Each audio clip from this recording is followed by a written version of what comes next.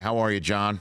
Rich, I'm doing great. How are you? Well, it seems that I'm better than Chris Paul's hamstring, John. It seems like there's a big damper on that big Game 5 victory last night.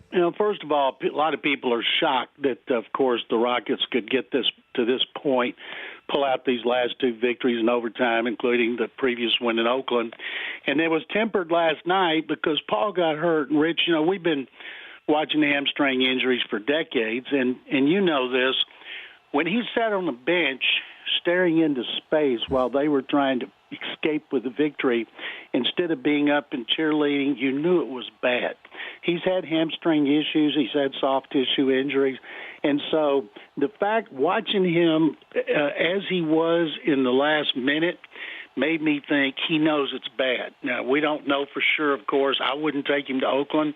I would leave him here rehabbing 24/7. But just based on his reaction, I'll be stunned if he plays the rest of this series. I'm with you, John.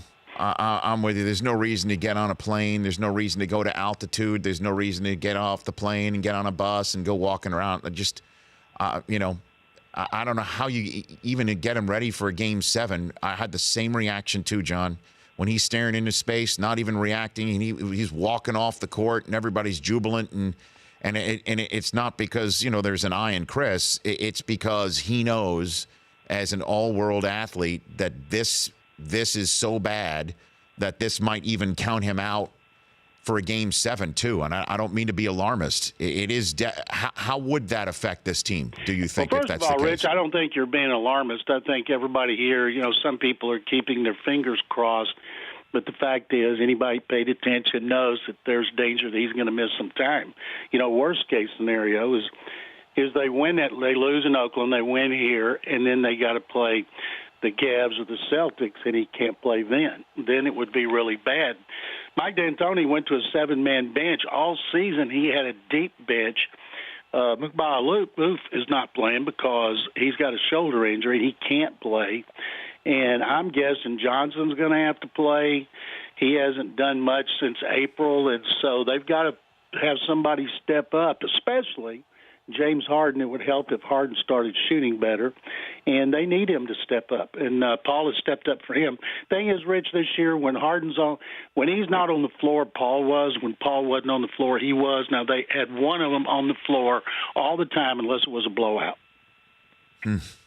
But I did see that statistic that they're plus 11 with just Harden on the floor in this series, and I don't know how telling that stat is because I don't know who was on the floor for the Warriors when it was just Harden on the floor for the Rockets, but that might be something to hang your hat on. And Eric Gordon has just raised his game. I mean, he is the guy who has realized, along with Paul, that this is the moment and raised his game to a certain level. Do you think that perhaps he could step into the four? I mean, that's the guy that D'Antoni mentioned right off the bat last night in his post-game comments, is he would be into the playmaker role.